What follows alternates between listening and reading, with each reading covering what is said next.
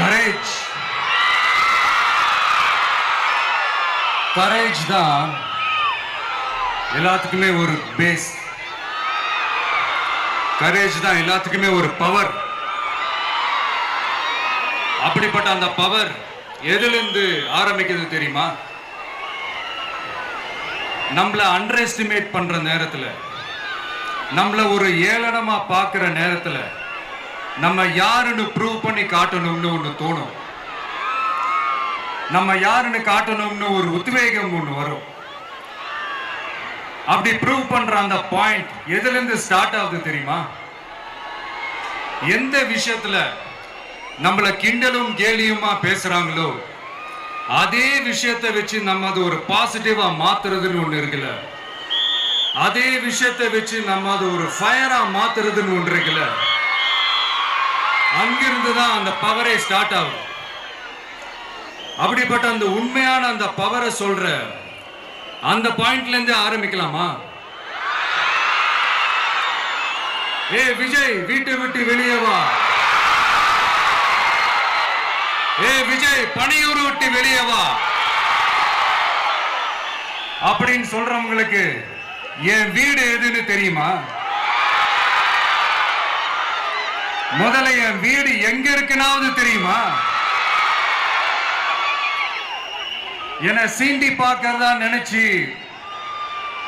கிண்டலும் கேலியுமா பேசுறவங்களுக்கு நான் சொல்றேன், இந்த தமிழ்நாடு தமிழ்நாடுன்னு சொல்றாங்களே, அது மத்தவங்களுக்கு வேணா ஸ்டேட்டா இருக்கலாம். ஆனா என்ன பொறுத்த வரைக்கும் என் தாய் நாடான தமிழ்நாடு தான் என் வீடு.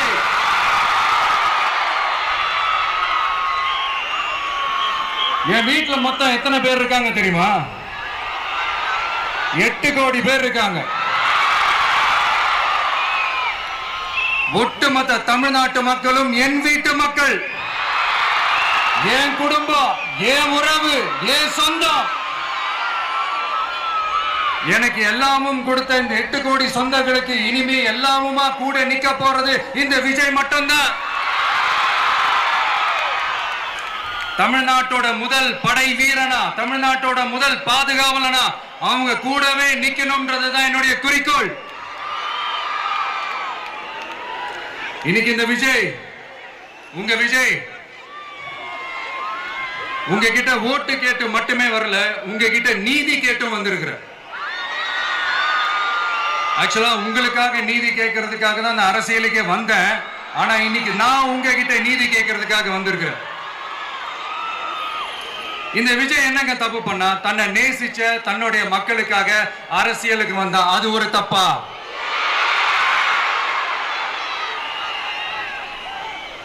எல்லாத்தையும் ஒதுக்கி தள்ளிட்டு மக்களுக்காக மட்டுமே வந்த அது ஒரு தப்பா? இந்த மத்த கட்சிகளுக்கெல்லாம் மாநாடு நடத்துறதுக்கோ பொதுக்கூட்டம் நடத்துறதுக்கோ இல்ல ஹால் ஃபங்க்ஷன்ஸ் நடத்துறதுக்கோ பர்மிஷன் கொடுப்பாங்க, இடம் கொடுப்பாங்க. ஆனா நமக்கு மட்டும் இடம் கொடுக்க மாட்டாங்க, கொடுக்கவும் விட மாட்டாங்க. இது என்னங்க நியாயம்? நான் போய் மக்களை சந்திக்கிறதுக்கோ இல்ல மக்கள் வந்து என்ன சந்திக்கிறதுக்கோ ஒரு உரிய இடமோ இல்ல உரிய பாதுகாப்போ மத்த கட்சிகளுக்கு எல்லாம் கொடுப்பாங்க. ஆனா எனக்கு கொடுக்க மாட்டாங்க, கொடுக்கவும் விட மாட்டாங்க. இது என்னங்க நியாயம்?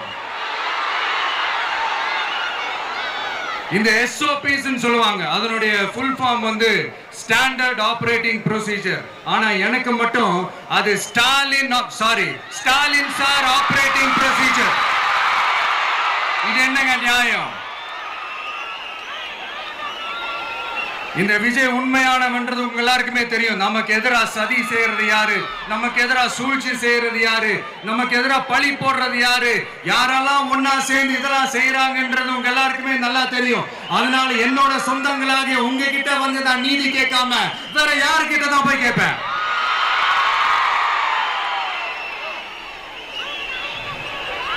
செல்ஃபே எடுக்காத ஒரு கூட்டணி கணக்கு, செல்ஃபே எடுக்காத ஒரு அறத பழைய அரித்மெட்டிக் கணக்கு, இதெல்லாம் வேலைக்கே ஆகாது. ஆணித்தரமா அடிச்சு சொல்றேன். அப்புறம் இந்த காசு கொடுத்து ஓட்டு வாங்கிடலாம்னு கனவு காண்றாங்கல்ல, அதுவும் இந்த விஜய் வந்ததுக்கு அப்புறம் நடக்கவே நடக்காது.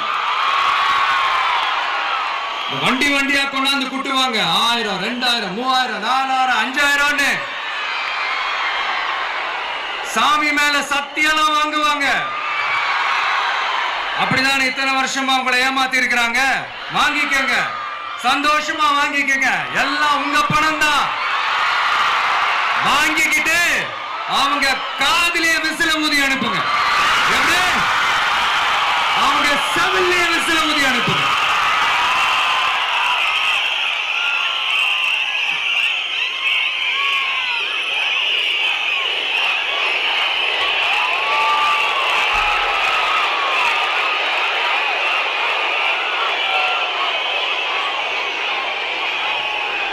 அடுத்து நம்மளுடைய ஜென்சி அடுத்த இளம் தலைமுறையினருக்கும் நான் சொல்லணும்னு நினைக்கிறேன். இந்த பணத்தை கொடுத்து ஏமாத்தி ஓட்டு வாங்குற அந்த கலாச்சாரம் ஒழியணும். பணத்தை கொடுத்து ஏமாத்தினா ஏமாறுவீங்க. உங்களை தான் கேட்கிறேன், பணத்தை கொடுத்து ஏமாத்தினா ஏமாறுவீங்க? எல்லாரும் கொஞ்சம் கை இப்படி வைங்களேன் எனக்காக. நான் சொல்றதை கொஞ்சம் ரிப்பீட் பண்ணுங்க. எங்க ஓட்டு எங்க உரிமை. எங்களை யாரும் விலைக்கு வாங்க முடியாது. எங்கள் ஓட்டு விசில் சின்னத்துக்கு தான். வேற யாரையும் நம்பி ஏமாற மாட்டோம். தேங்க்யூ. கேட்டுச்சா சார்? இனிமே நீங்க கொள்ளையடிச்சு வச்சிருக்கிற பணம் எல்லாம் வேஸ்டா போகுது. குப்பையில தான் தூக்கி போடணும். உங்களுடைய இந்த ஊழல் ஆட்சியும் மக்கள் குப்பையில தான் தூக்கி போட போறாங்க. அடுத்து ஒவ்வொரு வீட்டில் இருக்கிற என்னுடைய குட்டி நண்பா நண்பீஸுக்கும் நான் சொல்லணும்னு நினைக்கிறேன். வீட்டில் டிவியில உட்கார்ந்து இந்த பிரச்சார மீட்டிங் எல்லாம் பார்த்துட்டு இருப்பீங்க. உங்களையும் உங்களுடைய ஃபியூச்சரையும் மைண்ட்ல வச்சுக்கிட்டு தான் நாம அரசியலுக்கே வந்திருக்கிறோம். அதனால எனக்காக நீங்க ஒண்ணு செய்யணும். தொடர்ந்து செஞ்சுக்கிட்டு தான் இருக்கிறீங்க. நான் நிறைய கியூட்டான வீடியோஸ்லாம் நான் பார்க்கிறேன். லைக் உங்க அம்மா அப்பா கிட்ட மைக்க நீட்டி யாருக்கு ஓட்டு போடுவீங்கன்னு கேட்டா பின்னாடி இருந்த அந்த பையன், அம்மா விஜய்னு சொல்லுவா, அப்பா விஜய்னு சொல்லுப்பா அப்படின்னு நிறைய அந்த கியூட்டான வீடியோஸ் எல்லாம் பாக்குறேன். அதை தொடர்ந்து தயவு செஞ்சு அதை தொடர்ந்து கண்டினியூ பண்ணுங்க. உங்க வீட்டுல இருக்கிற உங்களுடைய அப்பா அம்மா தாத்தா பாட்டி பெரியப்பா பெரியப்பா சித்தி சித்தப்பா அத்தை மாமா ஓட்டு போடுற வயசுல இருக்கிற அண்ணன் அக்கா எல்லாரையும் விசில் சின்னத்துக்கு ஓட்டு போட சொல்லுங்க. விசில் சின்னத்துக்கு ஓட்டு போட வைங்க.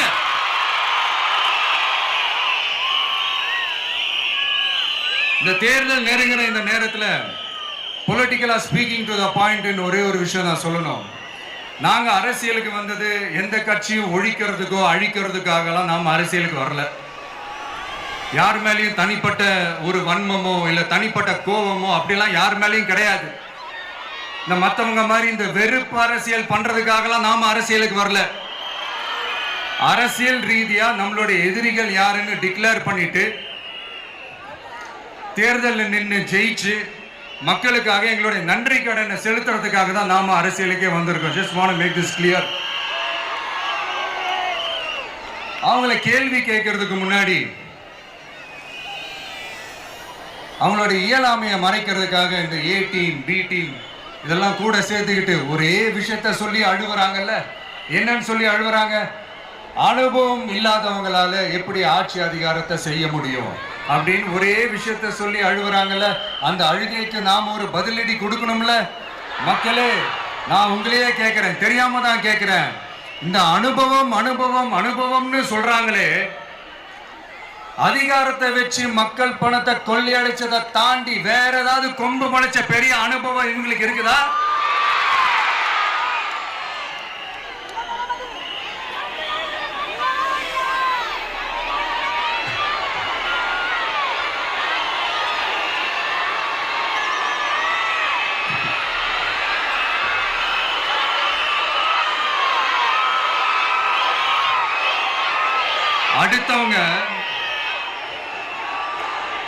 அடுத்தவங்க ஆரம்பிச்ச அரசியல் கட்சியில, அடுத்தவங்களுடைய அட்ரஸ்ல அரசியல்வாதிகளா இருந்துட்டு இருக்கிற இவங்க எல்லாருக்கும் ஒரு சவால். என்ன மாதிரி தனியா, என்ன மாதிரி சொந்தமா ஒரு கட்சி ஆரம்பிச்சு 1% அட்லீஸ்ட் 1% வாக்கு வாங்கி காட்டுற அந்த தில் இருக்குதா, திராணி இருக்குதா? 30 வருஷமா மக்கள் இயக்கமா இருந்து இன்னைக்கு மிகப்பெரிய ஒரு அரசியல் கட்சியா வளர்ந்து இந்த கூட்டணி கட்சிகள் மட்டுமே நம்பி இருக்கிற 75 வருஷ கட்சி, 50 வருஷ கட்சின்னு இன்னைக்கு ஆட்சி அதிகாரத்தில் இருந்துட்டு இருக்கிற இவங்க எல்லாரையும் மீறி இன்னைக்கு களத்துல தனியா நின்னு இந்த 2 வருஷத்துல முதன்மை சக்தியா வளர்ந்து 30% தாண்டி இன்னைக்கு மக்கள் ஆதரவை பெற்றிருக்கிற நமக்கு அனுபவம் இல்லையா? உங்களுடைய அனுபவம் என்னன்னு சொல்லட்டுமா? கட்சி ஆரம்பிச்ச அண்ணாவை மறந்தது, கட்சி ஆரம்பிச்ச எம்ஜிஆர் அவர்களை மறந்தது, கட்சியை வளர்த்த ஜெயலலிதா மேடம் அவங்களை மறந்தது. இவங்க எல்லாரும் சொன்ன விஷயங்கள், பேசின விஷயங்கள், எதையெல்லாம் ஃபாலோ பண்ணணும்னு சொன்ன விஷயங்கள் எல்லாத்தையும் மறந்தது. இவங்களுக்கு நமக்கு அனுபவம் இல்லையா? நமக்கு அனுபவம் இல்லதான். கொள்ளை அடிக்கிறதுலாம் எங்களுக்கு அனுபவம் இல்லதான். அதெல்லாம் எங்களுக்கு சுட்டு போட்டாலும் வராது. இந்த கொள்கையை பேருக்கு மட்டும் வச்சுக்கிட்டு நேரடியா சரண்டர் ஆகிறது, மறைமுகமா சரண்டர் ஆகிறது, இந்த மாதிரி அனுபவம் நமக்கு இல்லதான். அதுவும் நமக்கு சுட்டு போட்டாலும் வராது. மக்களை நேசிக்கிற நல்ல குணம் இருந்தா போதும்யா. நல்ல சூப்பரான ஒரு நல்லாட்சி கொடுக்கலாம். நல்லாட்சி கொடுக்கிறதுக்கு மெத்த படிச்ச மேதாவிகளா இருக்கணும்ல ஒன்னும் அவசியம் இல்ல. காமராஜர் அவர்கள் மாதிரியோ, எம்ஜிஆர் அவர்கள் மாதிரியோ மக்கள் சக்தியின் துணையால, மக்கள் மேல அக்கறையா இருக்கக்கூடிய நல்ல அதிகாரிகளின் துணையால சூப்பரான ஒரு நல்லாட்சி என்னால கொடுக்க முடியும், செஞ்சு காட்டுறேன்.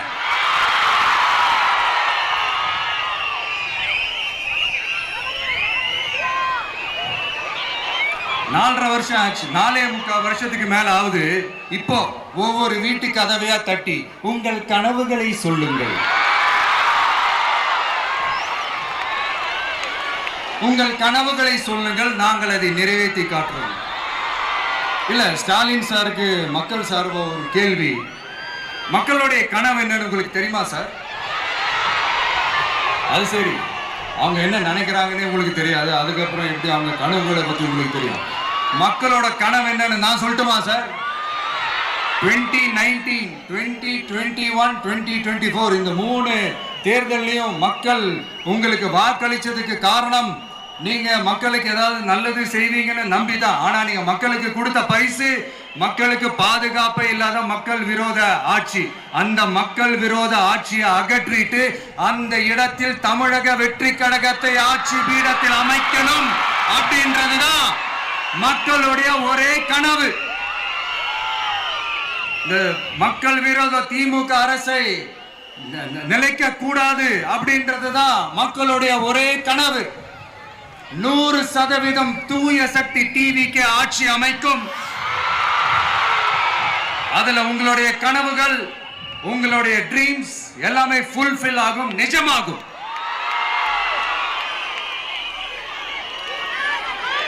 தமிழ்நாடு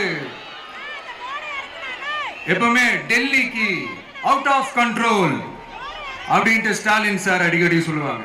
ஸ்டாலின் சார் எது எதுலாம் அவுட் ஆஃப் கண்ட்ரோல் இப்ப நான் கொஞ்சம் சொல்லட்டுமா? முதல்ல சட்டம் ஒழுங்கெல்லாம் அவுட் ஆஃப் கண்ட்ரோல், பெண்கள் பாதுகாப்புல அவுட் ஆஃப் கண்ட்ரோல், இளைஞர்கள் வேலை வாய்ப்புல அவுட் ஆஃப் கண்ட்ரோல், மொத்தத்தில் அவரோட ஆட்சியே ஒரு அவுட் ஆஃப் கண்ட்ரோல். இந்த வருஷம் பிகினிங்ல சட்டசபையில பேசும்போது சொல்றாங்க, மக்கள் எல்லாரும் ரொம்ப மகிழ்ச்சியா இருக்கிறாங்க, அதனால நானும் ரொம்ப மகிழ்ச்சியா இருக்கிறேன் அப்படின்னு. மக்கள் சந்தோஷமா இருக்கிறத பார்க்கறது கூட ஒரு சந்தோஷம் தான் சார், அது யாரும் இல்லைன்னு சொல்லல. அப்படி உண்மையிலேயே மக்கள் உண்மையிலேயே சந்தோஷமா இருக்கிறாங்க அப்படின்னா ஏன் சார் விவசாயிகள் போராட்டம் நடக்குது? ஏன் சார் மீனவர்கள் போராட்டம் நடக்குது? ஏன் தொழிலாளர்கள் போராட்டம் நடக்குது? தூய்மை பணியாளர்கள் போராட்டம் ஏன் நடக்குது? அங்கன்வாடி ஊழியர்கள் போராட்டம், செவிலியர்கள் போராட்டம், மருத்துவர்கள் போராட்டம், மாற்றுத்திறனாளிகள் போராட்டம், அரசு ஊழியர்கள் போராட்டம், ஆசிரியர்கள் போராட்டம், இடைநிலை ஆசிரியர்கள் போராட்டம், பகுதி நேர ஆசிரியர்கள் போராட்டம். இதெல்லாம் உங்க ஆட்சியில மக்கள் மகிழ்ச்சியா இருக்காங்கன்றதுக்காக நடக்கிற போராட்டமா சார்? எனக்கு தெரிஞ்சு மக்கள் சந்தோஷமா இருக்கிறாங்கன்னா பொங்கல் வச்சு கொண்டாடுவாங்கன்னு கேள்விப்பட்டிருக்கிறேன். உங்க ஆட்சியில தான் போராட்டம் நடத்தி அவங்களுடைய மகிழ்ச்சியை வெளிப்படுத்துறாங்கன்னு நினைக்கிறேன். இன்னும் தீரவே தீராத பிரச்சனைகள்னா இருக்கிற இடம் பிரச்சனை, பார்க்கிற வேலை பிரச்சனை, பண்ற தொழில் பிரச்சனை, விலைவாசி பிரச்சனை, தண்ணி பிரச்சனை, பஸ் வசதி இல்லைன்ற பிரச்சனை, ரோடு சரியில்லைன்ற பிரச்சனை, ஆஸ்பத்திரி சரியா இல்லைன்ற பிரச்சனை. இப்படி எல்லாம் ஒரு அடிப்படை விஷயங்களே பிரச்சனையா இருந்தா அப்போ ஆளுங்கட்சின்னு ஒண்ணு எதுக்குதான் இருக்கிறாங்க அப்படின்னு தானே மனசுல தோணும் மக்களுக்கு. ஆட்சிக்கு வர்றதுக்கு முன்னாடி தான் பொய்யா அடிச்சு விட்டீங்க. இப்ப ஆட்சியை விட்டு போகும்போது கூட பொய்யா பேசுறீங்களே சார், என்ன சார் இது? மாத்தி மாத்தி பேசுறதுல நீங்க வேற லெவல் தான் சார். ஆட்சிக்கு வந்த அடுத்த வருஷமே 2022ல 70% வாக்குறுதிகளை நிறைவேற்றிட்டோம்னு சொன்னாங்க. அப்புறம் போன வருஷம் 90% வாக்குறுதிகளை நிறைவேற்றிட்டோம்னு சொன்னாங்க.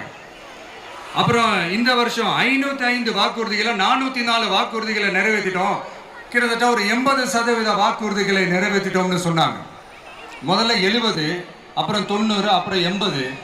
இன்னும் தேர்தல் நெருங்க அது 60, 50, 40, 30, 20ல போய் நிற்கும்னு நினைக்கிறேன். அதையும் அவரே அறிவிப்பாரா என்னமோ எனக்கு தெரியல. முதல்வர் ஸ்டைல்லையே சொல்லணும்னா, பொய்யிலேயே பிறந்து பொய்யிலேயே வளர்ந்த புலவர் பெருமானே, கொஞ்சம் அத திருத்தி சொல்றேன், புலுகர் பெருமானே. அது இன்னும் பொருத்தமா இருக்கு. அவருடைய அண்ட புழுகு, ஆகாச புழுகு என்ன தெரியுமா? பெண்களுக்கு பாதுகாப்பு தமிழ்நாட்டில் எங்க போனாலும் கொட்டி கிடக்குதான். அப்படி அது உண்மைனா அண்ணா யூனிவர்சிட்டி அந்த பொண்ணுக்கு ஏன் சார் அப்படி ஒரு கொடுமை நடந்துச்சு? கோவை கல்லூரி பெண்ணுக்கு ஏன் சார் அப்படி ஒரு கொடுமை நடந்துச்சு? பெண் குழந்தைகள் பாதிக்கப்படுறதா கிட்டத்தட்ட 1000க்கும் மேலான போக்சோ கேசுகள் ஏன் சார் பதிவானுச்சு? போதைப் பொருள் கலாச்சாரம் கண்ட்ரோலே இல்லாம அது பாட்டுக்கு தாறுமாற எங்கேயோ போய்கிட்டு இருக்கு. வயலன்ஸ் எல்லாம் தலைவிரிச்சு ஆடுது. அதுக்கு ஒரு ரீசெண்ட் எக்ஸாம்பிள், அந்த ரயில்வே ஸ்டேஷன்ல அந்த சிறுவர்கள் எல்லாரும் சேர்ந்து செஞ்ச அந்த சம்பவம். சட்டம் ஒழுங்கு சரியா இருந்தா ஏன் சார் இப்படி எல்லாம் நடக்குது? சட்டம் ஒழுங்கு சரியா இருக்கணும்னா முதல்ல தமிழ்நாட்டுக்கு ஒரு டிஜிபி வேணும் சார். எங்க சார் போனார் அவரு? எங்க அவரு?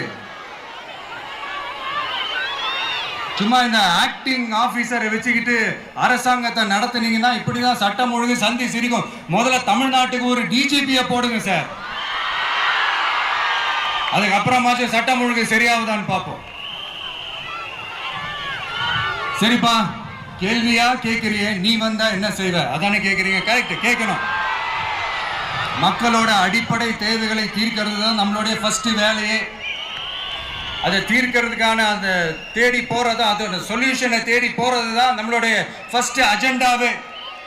கொஞ்சம் வெயிட் பண்ணுங்க, தேர்தல் அறிக்கை ரெடி ஆயிட்டு இருக்கு. தெளிவான ஒரு தேர்தல் அறிக்கையாவது வரும். என்ன நம்புற உங்களை நான் டிசப்பாயிண்ட் பண்ணவே மாட்டேன்.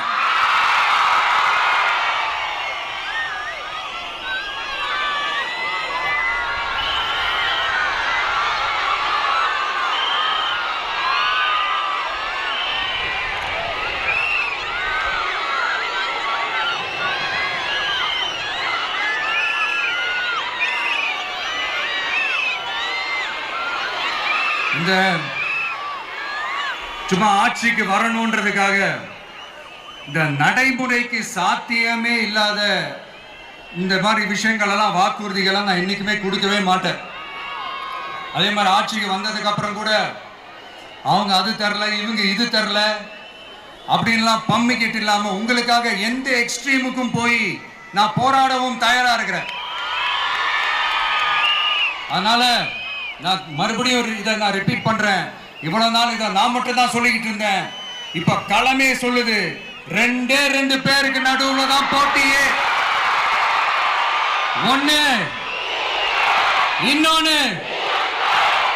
ஒண்ணு தூய சக்தி டிவிக்கு, இன்னொன்னு தீய சக்தி DMK.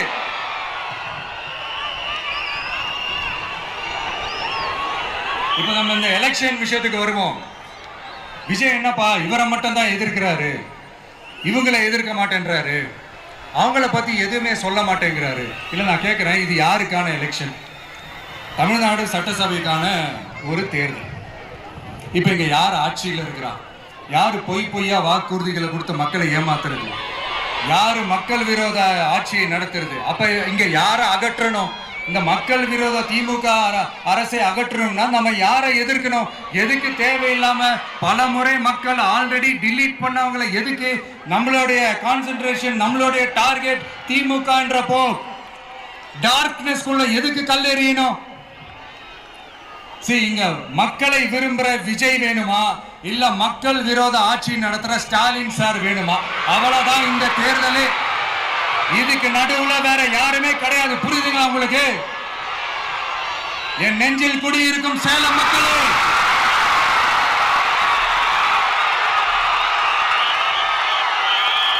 one last simple question. Vijaya நம்புறீங்களா, ஸ்டாலின் சார நம்புறீங்களா? அவ்வளவுதான், முடிஞ்சு போச்சு. கதம் கதம். போர் முழக்கவங்களை ஒரு நிமிஷம் கூட தூங்க விடாது. இந்த போன லாஸ்ட் வீக் இந்த டிஎன்பிஎஸ்சி இந்த எக்ஸாம்ஸ், இந்த குரூப் 2 எக்ஸாம்ஸ் அதை அனௌன்ஸ் பண்ணிட்டு உடனே அதை கேன்சல் பண்ணிட்டாங்க. இது உலகத்துக்கு எல்லாருக்கும் தெரியும்.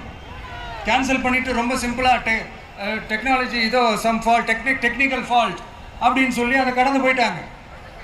இத்தனை வருஷமா ராத்திரி பகலமா கஷ்டப்பட்டு படிச்சு எப்படியாவது நமக்கு அந்த வேலை கிடைக்காதான்னு அந்த எக்ஸாம்ஸை ஃபேஸ் பண்ண வந்த நம்மளுடைய தம்பி தங்கைகள் எவ்வளவு ஒரு மன உளைச்சலுக்கு ஆளாயிருப்பாங்க.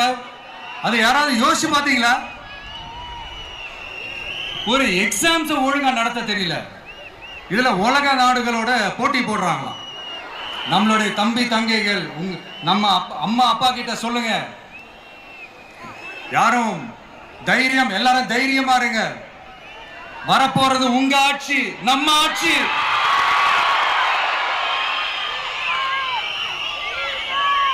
அதனால இந்த மாதிரிலாம் எதுவும் நடக்காம சமூக நீதிக்கான ஒரு நல்ல ஆட்சியை அமைப்போம்.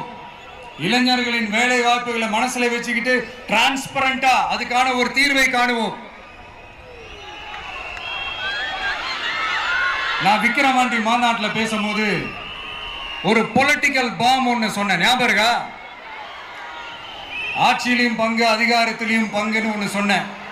இப்போ அந்த பொலிட்டிக்கல் பாம் எல்லா கூட்டணியிலையும் வெடிச்சுக்கிட்டு இருக்கு, தாறுமாற வெடிச்சுக்கிட்டு இருக்கு. ஸ்டாலின் சார்லாம் பதறாரு. ஆட்சி அதிகாரத்துல பங்கெல்லாம் தமிழ்நாட்டில் ஒத்து வராது அப்படின்னு சொல்றாரு. அவங்கள பொறுத்த வரைக்கும் ஜெயிக்கிறதுக்காக மட்டும்தான் கூட்டணி, மற்ற எல்லாத்துக்குமே அவங்க தனி அணி, அவங்க மட்டுமே ஒரே அணி. வெல்வோம் ஒன்றாக, ஆனா வரும் வெல்த் எல்லாம் பார்ப்போம் தனியாக. அந்த வெல்வோம் ஒன்றாக என்றது இதுதான் அந்த சீக்கிரட்டே. புரிய வேண்டியவங்களுக்கு நல்லா புரியும் நினைக்கிறேன். உங்களோட நான் இருக்கேன், நம்மளோட நம்ம மக்கள் இருக்காங்க. இதுக்கு மேல என்ன வேணும்? கான்பிடென்டா இருங்க, நல்லதே நடக்கும், வெற்றி நிச்சயம். மீண்டும் சந்திக்கும் வரை நன்றி, வணக்கம்.